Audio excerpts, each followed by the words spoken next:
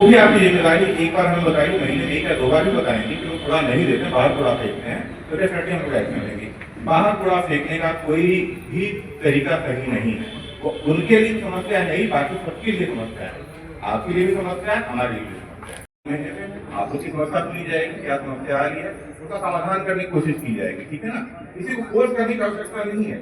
अगर हम समाधान नहीं कर पा रहे हैं तो कहीं ना कहीं हम लोग फेल हो रहे हैं अपनी ड्यूटी में।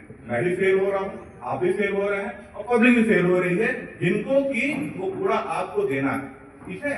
तो पहला चीज समझ लीजिए कि हर घर से कूड़ा उठना चाहिए, ठीक है। जो घर से कूड़ा नहीं उठ रहा है, या तो उस घर की जिम्मेदारी है या आपकी जिम्मेदारी है। हम लोग बीच में आ जाएंगे अगर आप हमें बताएंगे। अगर आप हमें बताते हैं कि इस घर वाले कूड़ा नहीं दे रहे हैं, या इस घर वाले कूड़ा सड़क पे फेंक रहे हैं, या ऐसी जगहों पर फेंक रहे हैं जो सुनिश्चित नहीं की गई, जैसे कूड़े ना लगे, नॉर्मल कूड़ा डालने ठीक देखा जाए, लेकिन जो सुनिश्चित जगह के अलावा कूड़ा फेंक, डेजिग्नेटेड प्लेस के अलावा कूड़ा फेंक रहे हैं, उन पर कार्रवाई की जाएगी, ठीक है। तो सहयोग हमारा आपकी तरफ से पूरा रहेगा, और हमसे आपको पूरा सहयोग करेंगे, आपसे पूरा सहयोग करेंगे। इसको हम लोग निपटाते हैं समस्या को, ठीक है ना। ये सबके लिए ठीक है, ठीक है ना। ये आगे भी चलता रहेगा भाई। कूड़ा एक ऐसी चीज है कि जो आज आप साफ करी, कल से खड़ा हो जाएगा। आप पूरा साफ करके जाइए, और 24 घंटे में 12 घंटे 12 घंटे फिर पूरा खड़ा हो जाएगा। ये रेगुलर वर्क है, ऐसा कोई नहीं कह सकता कि हमने पूरे सफाई कर दे।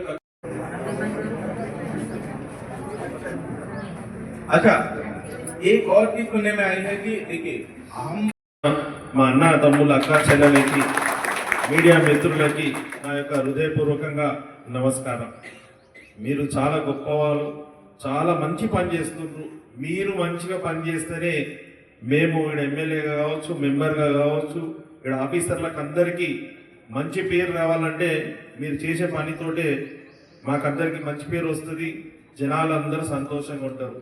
ఒక్క 2-3 రోజులు మీరు సరిగ్గా పని చేయకుంటే కంటోన్మెంట్ లిమిట్ అంతా ఎట్లయింది మీరు చూసిరు. ఏ టీవీలో చూసినా, ఏ పేపర్లో చూసినా చెత్త చెత్త అని చెత్త గురించి మాట్లాడుతుంది.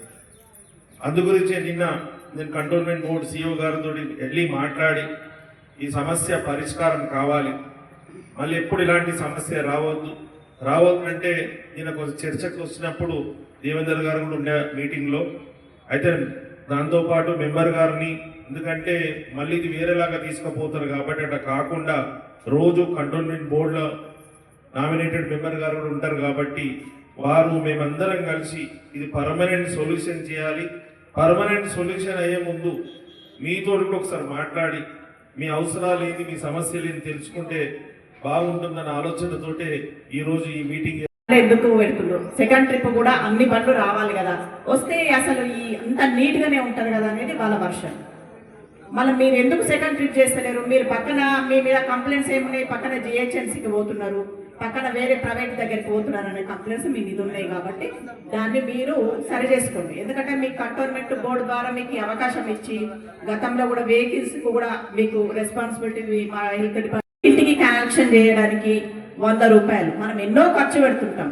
మన ఇంట్లో రెంట్ వాళ్ళు ఇవ్వలేదని ఓనర్సే ఇచ్చిందని ఇప్పుడు ప్రజల మీద కూడా వీళ్ళు అభియోగాలు చెప్తున్నారు. కాబట్టి ప్రజలకు కూడా నేను ఈ వేదిక ద్వారా చెప్పేది ఏంటి అంటే, మీ ఇంట్లో ఉన్న రెంటర్స్ది మీరు ఎట్లాగో రెంట్ తీసుకుంటున్నారు కదా, దాంట్లో మెయింటెనెన్స్ అని అదని ఇదని ఎట్లాగో తీసుకుంటుంటారు. కాబట్టి ఖచ్చితంగా ఈ చెత్త విషయంలో కూడా ఓనర్స్దే దాని మీద బాధ్యత అని నేను తెలియజేస్తున్నాను. ప్రతి ఒక్కరు ఎవరి కాళ్ళు అంటే మామూలుగా మా కళ్ళతో కూడా కొన్ని చూడడం జరిగింది, పట్టుకోవడానికి ట్రై